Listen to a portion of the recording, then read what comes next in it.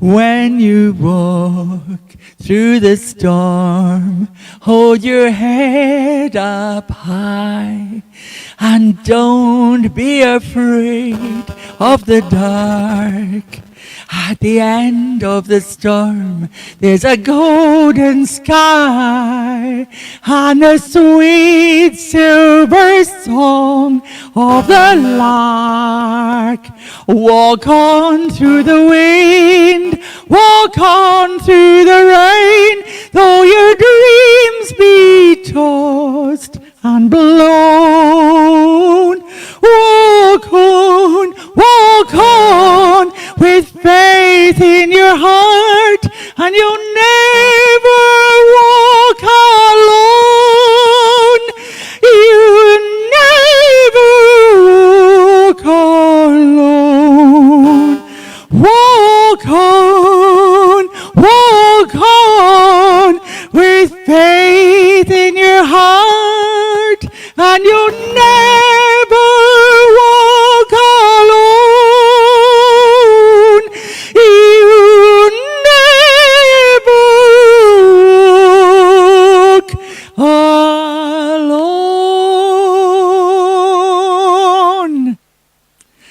Hello and good morning, all those who love and support Liverpool Football Club. This is your day for the Coppite Church. And isn't it a great day today? Not only because the sun is shining, but it's only just over 2 weeks till the restart. And about a few more days after that, for those of you who are really excited by this, the restart of the FA Cup as well.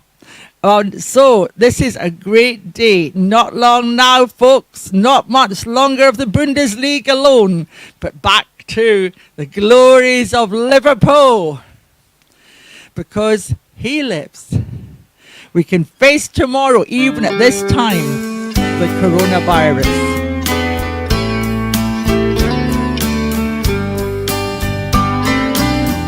God sent his son. They called him Jesus. He came to love, heal and forgive. He lived and died to buy my pardon. An empty grave is there to prove my Savior lives. Because he lives, I can face tomorrow.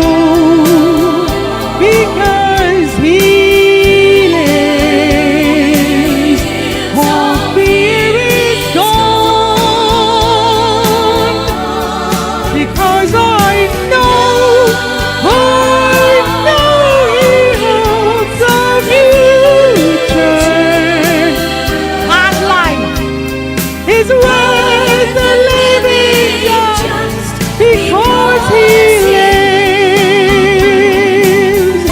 How sweet to hold a newborn baby and feel the pride and joy he gives. But greater still, the calm assurance his child can face uncertainties because he lives. And then one day I'll cross the river, life's final war with pain. And then as death gives way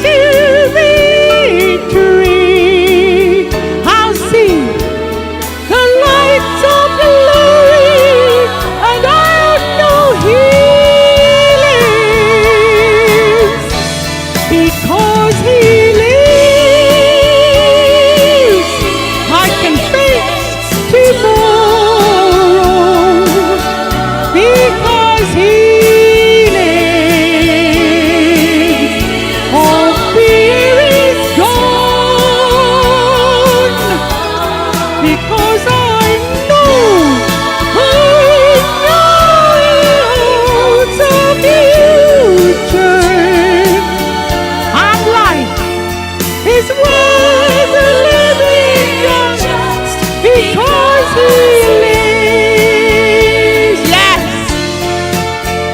Life is worth the living just because He lives. Yeah. And here He is. Well, Lindsay, when we knew that we were going to win the league, we used to simply say on Sing, we're going to win the league. And that's the title of the Copite Church today. Yeah. Now, how do we know we're going to win the league? Well, you might say, hello, everyone. David Griffiths, Lindsay Griffiths. Hello again. You knew. And in the old days, in the 60s, and it had to be sung only when we knew we'd won something. So there was a rule. It was all these cultures and rules going on the Spion Cup going back to those days. Whether it is today, I don't know. But it was in those days, 60s and 70s. When we knew we were going to win something, we were allowed to sing EI Adio, we're going to win the league, or the cup, or whatever it may be. And EI Adio only had to be sung at a certain time, with about 10 minutes to go or 15 minutes to go. It was clear there was no way back for anybody. And this was known. Now, this year, we're 25 points clear. And there is just a few games left, 10 games, I think. Liverpool needing 2 to win, 1 to win if Arsenal beat Man City. So we'll all be mad Arsenal supporters when the first game restarts. Wow. And we then started to sing, and now you're going to believe us, we're going to win the league. And it's as if to say to the opposition, there's a belief here. And today we're going to study why there is that belief. Lindsay, thank you very much. I was watching LFC TV with Lindsay during the week, and it was the story of the Paisley statue, which you can see on your screen just now, with Emlyn Hughes on the back of Bob Paisley. Bob Paisley was a servant. He had a servant's heart. He wasn't the big-name football manager with the huge car and all the trappings of wealth. He was a flat-capped guy from Hetton-le-Hole in County Durham, from a mining family. He never forgot his roots. In Hetton-le-Hole today, there is a monument in memory of Bob Paisley with 3 European Cups on it in Hetton-le-Hole. You know, there's some of the best paid, most well-known managers in the world have come nowhere near getting 3 European Cups. Well, Bob Paisley certainly foiled a lot of them, but he never forgot his humble background, his humble beginnings. There was one match on the 7th of September 1978, the beginning of the 78-79 season, a Bob Paisley match. 2 big-name footballers were coming to Anfield. They had just won the World Cup, Ricky Villa and Osvaldo Ardiles.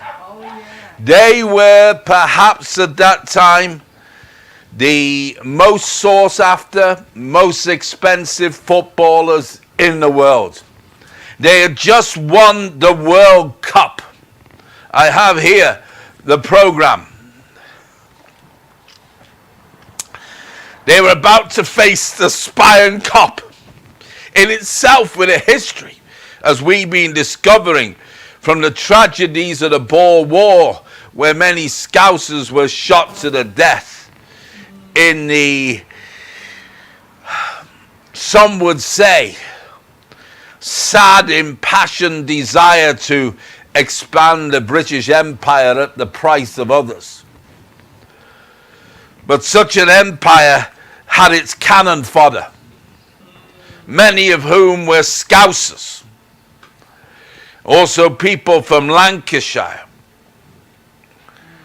And they were there on the front line and were ambushed at the Battle of Spion Kop.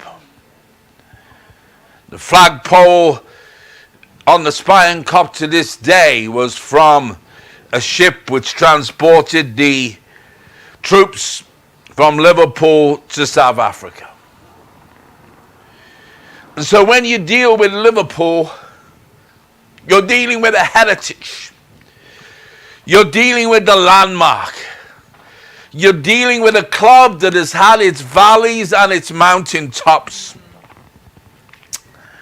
But for this club, there have been many who have suffered. Bob Paisley, as you can see depicted on the statue before you on this very picture, was a man who had very hard, difficult beginnings in County Durham. Miners in those days did not enjoy the health and safety regulations of today. It was a tough life. Likewise, it was a tough life for poor people in South Africa who were manipulated by those with a quest for profits who gave little for those who gave them those profits, namely the Boers and the Zulus.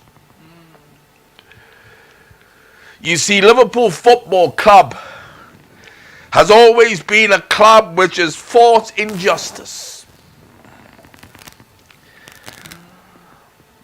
The death of the 96 and the consequences of that terrible day at Hillsborough, Sheffield, where masonry hid the establishment from justice for so long. But what is a seemingly infallible force was defeated by those of the Kopites. There's so much for the church to learn from the Spion Kop. Its heritage. Its never forgotten heritage. The humility, not only around its managers, but around its players that goes on to this day with Jurgen Klopp and Jordan Henderson, who, like Bob Paisley, come from the northeast of England. See, the northeast of England's got a lot to be proud of in relation to Liverpool Football Club. Yeah. Both are suppressed people. But out of those suppressed people have come the real heroes of today. Not the flashy footballers with their big cars and keeping themselves some ordinary people.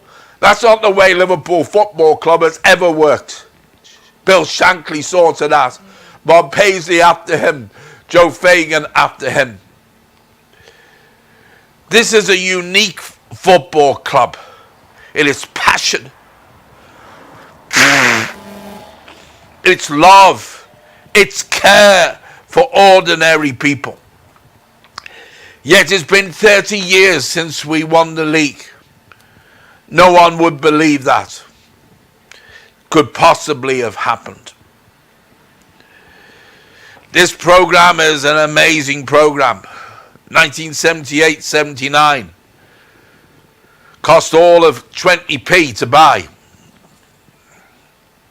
2nd of September 1978. And the heading goes on the second page. Spurs costly captures from South America will be crowd pullers here. Indeed they were. Ricky Villa and Oswaldo Ardiles were probably known at that time to be the best footballers in the world.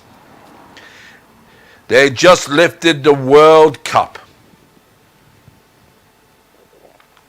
Yet they had to face something which in that experience or in their experience before they could possibly never contemplate.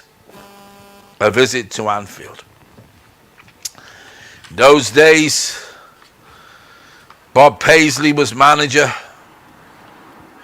We just said farewell to Tommy Smith, who was at the end of his career, was joining fellow teammate John Toshack at Swansea to finish his career. And, you know, looking through this, we see that Tottenham Hotspur at that time was a team of megastars. Guess who else was playing? Don't know whether he would want us to remind him of this day, but it was Glenn Hoddle. He was playing number 4. Steve Perriman, number 6, well-known players. And Ricardo Villa, number 7. Oswaldo Ardiles, number 8. Jerry Armstrong, number 9. Famous players, expensive players. The richness of London was coming to face Ray Clements, Phil Neal, Alan Kennedy, who we call Barney Rubble, friend of Fred Flintstone, because he looked like him. Phil Thompson of Kirby. World Cup winners facing lads from Kirby. Ray Kennedy. And Emlyn Hughes, who you see being carried off by Bob Paisley on the statue. Yozza Hughes. Emlyn Hughes. We used to sing, "Come on without, come on within. You not see nothing like the mighty Emlyn." And facing the Kop, these famous footballers from South America. Megastars, superstars. And a lad from Glasgow, Kenny Dalglish, number 7. Number 8, Jimmy Case, had a huge right foot. So he blasts the ball into the back of the net. Steve Highway, graduate.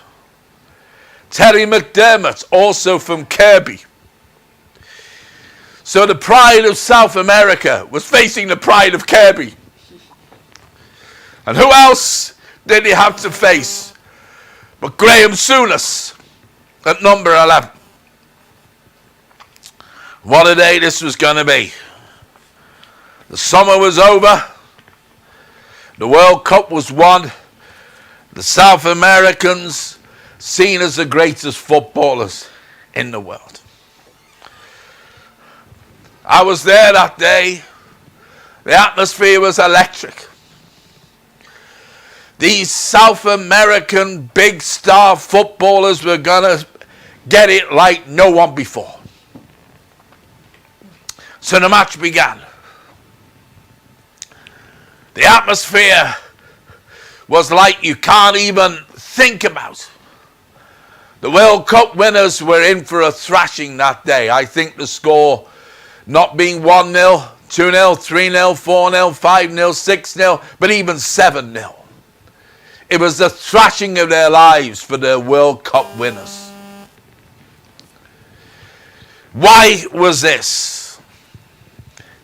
They were facing something which in normal terms they wouldn't normally face. They were facing an atmosphere that upheld the landmark of the past. And you know, the Bible talks of landmarks. In Job 24, Job being a man who had a really hard time, who really suffered at the hand of the devil. In other words, you can call the devil the world establishment because the Bible relates him as being the God of this world. It is he who was behind the cover-up of Hillsborough. It is he we have to expose. The Bible saying, our battle is not against flesh and blood, but against principalities and powers. And the devil was given permission by God to see if Job would back down. In effect, at every Liverpool game, we sing a Job song. When you walk through a storm, hold your head up high. Don't be afraid of the dark. Well, who depicts the dark but the devil? The end of the storm, there's a golden sky, the sweet silver song of the lark. Job had his valley experience, just as in the context of the Premier League, Liverpool supporters all over the world have had their Job experiencing in waiting for a Premier League for 30 years. And that moment is almost here. Yet we're not allowed to go to the ground and celebrate. Not allowed to go in one of the many pubs around Anfield and celebrate. But there's something different about Liverpool Football Club. The atmosphere in the ground will still be there. Why? Because of the upholding of the landmarks of the past. It's why the Bible warns against removing our neighbor's landmark. In Job 24 we read, why seeing times are not hidden from the Almighty, do they that know him not see his days? The truth of Hillsborough may have been hidden from authorities through the Masonic order, but it was not hidden from the Almighty. And those who stood their ground saw justice in the end, although one court case at the end was a clear cover-up from the establishment. But Liverpool supporters have never been of the establishment. They've always been those who have taken on the establishment and won. Such needs to be the church. Hence we have the Coppite Church today. Doesn't matter how hard the storm begins. It doesn't matter how many goals we may be behind. There is a cry of no surrender. There is a cry of determination. The Bible tells us in Job 24 verse 2 that some remove the landmarks. They violently take away flocks and feed thereof. And there have been those in the past who have looked to violently take away our trophies by setting up Liverpool supporters, as the establishment tried to do at Heysel. I remember showing to Lindsay a video of that game, saying that this is a setup. You know, the Bible talks about setups, that those who try and remove our landmarks. But I'm telling you this, that those of us who are Liverpool supporters second and Jesus observers first, we have a determination in us that the establishment will never defeat us. Because the Bible declares, greater is he who is in us than he that is in the world. And Bob Paisley began with these humble beginnings, having to overcome, like so many miners in County Durham, great oppression. Bill Shankly likewise came from a mining community in Ayrshire, in which employers cared little about the health and welfare of miners who'd risked their lives for the whole of the community. Likewise in South Africa, they cared little of those who would go so many feet on the ground to get gold and risk their lives so as they could continue a meager living, whilst those who were sitting on the ground drinking their champagne could live in luxury. Such as it was with the Welsh miners, quarriers in North Wales. I'm telling you, injustice has come against our club and its supporters and our heritage, but injustice has never succeeded. What we notice about Jurgen Klopp is his passion for the supporters. Those of you on YouTube can go to a bowls match where he goes and takes on a local team where he lives.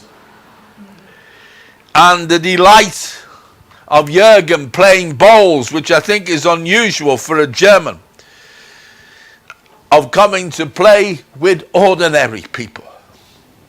Not him to live above everybody else, but him to go and the way he speaks to youngsters that come and see him shows the kind of man he is.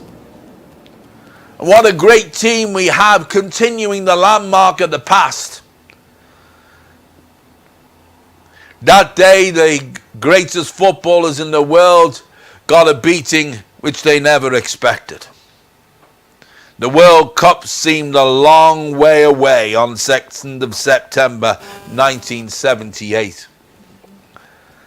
The flags were risen again on the Spion Cup. This great team of Paisley won great honours. But those honours were given to the people.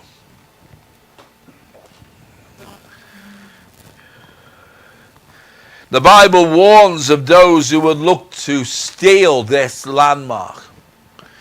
It says, they drive away the ass of the fatherless. They take the widow's ox for a pledge. They turn the needy out of the way. The poor of the earth hide themselves together. Behold, as wild asses in the desert, go they forth to their work, rising betimes for the prey. The wilderness yieldeth food for them and for their children.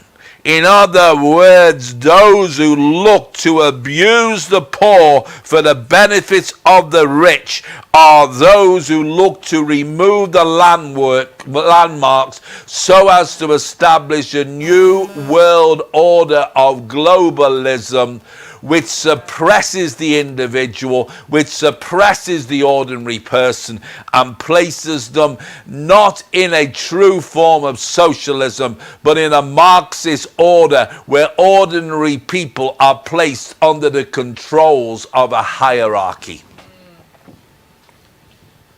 such as the devil's system. Let me tell you this, that day, big name footballers came to Anfield and met their match.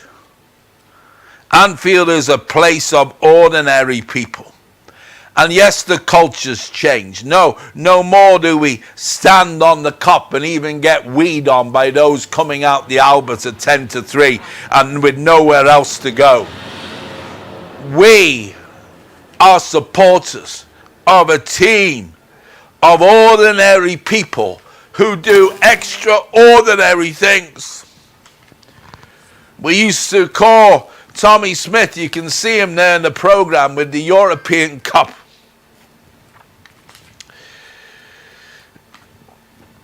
We used to wear red flags, and not red flags, red gloves, and shout "Red Power, Tommy Smith."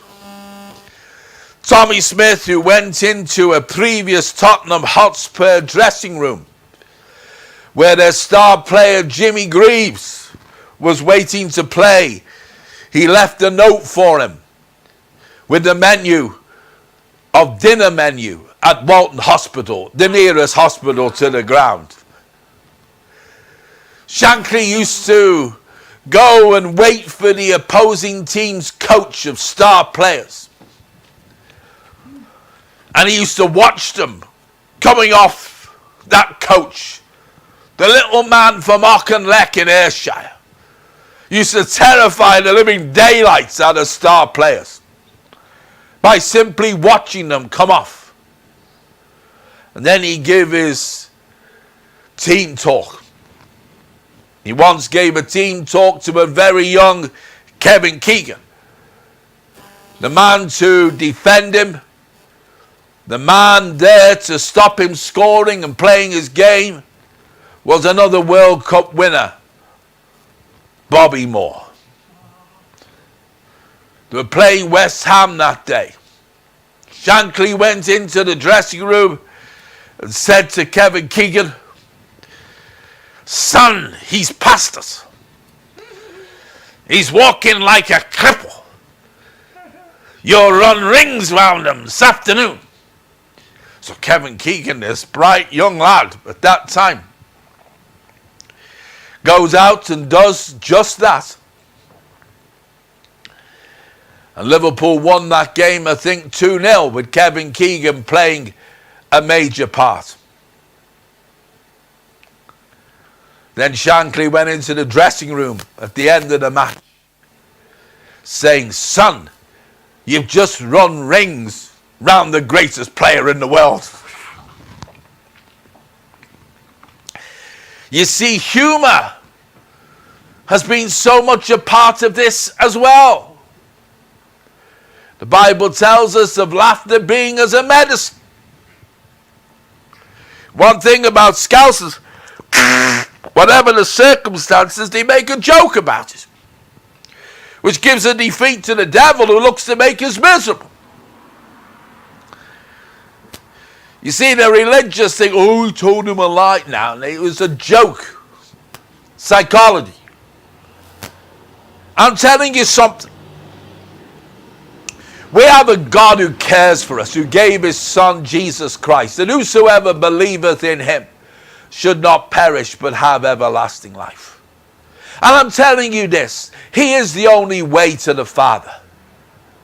That those of us who give our lives to him will have our lives changed forever. I'm not talking about some religious order and the hypocrites you see in so many churches.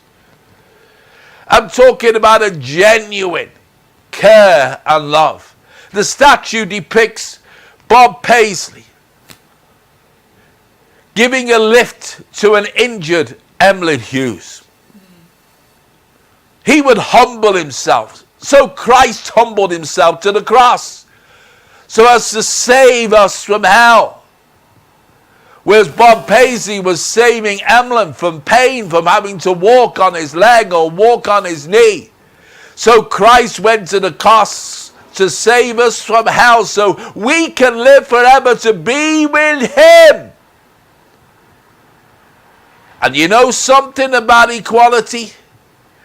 He calls us joint heirs with him in Romans chapter 8. And so I invite you today to give your life to him, to accept him as your Lord and Savior. You will enjoy a haven of rest which is so great, so powerful.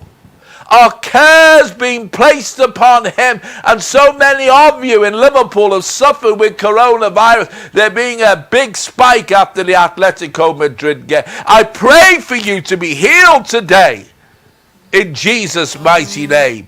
As Lindsay comes to sing, "My soul in sad exile was out on life's sea, so burdened with sin and distress, till I heard a sweet voice saying, make me your choice. I entered the haven of rest." This haven can be yours today if you give your life to Jesus at the cross and repent of your sin and move on in resurrection power. Lindsay, come and sing Thank you, to us. David. It's a great program.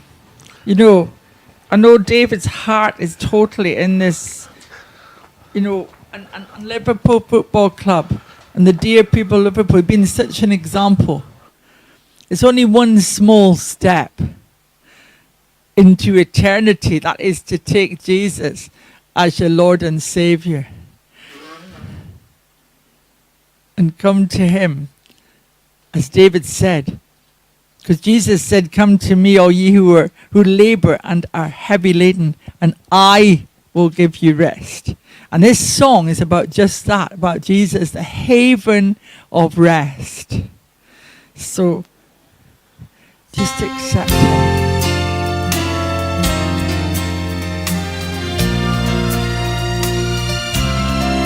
My soul inside exile was out on life's sea, so burdened with sin and distress, till I heard a sweet voice saying, make me your choice, and I entered the haven of rest. I've anchored my soul in the haven of rest. I'll sail the wide seas no more. The tempest may sweep o'er the wild stormy deep, but in Jesus I'm safe evermore. I yielded myself to His tender embrace, and faith taking hold of the word, my fetters fell off, and I anchored my soul. The haven of rest is my Lord. I've anchored my soul in the haven of rest. I'll sail the wide sea no more. The tempest may sweep o'er the wild stormy deep, but in Jesus I'm safe evermore. I've anchored my soul in the haven of rest. I'll sail the wide sea no more. The tempest may sweep o'er the wild stormy deep, but in Jesus I'm safe evermore. In Jesus I'm safe evermore, evermore.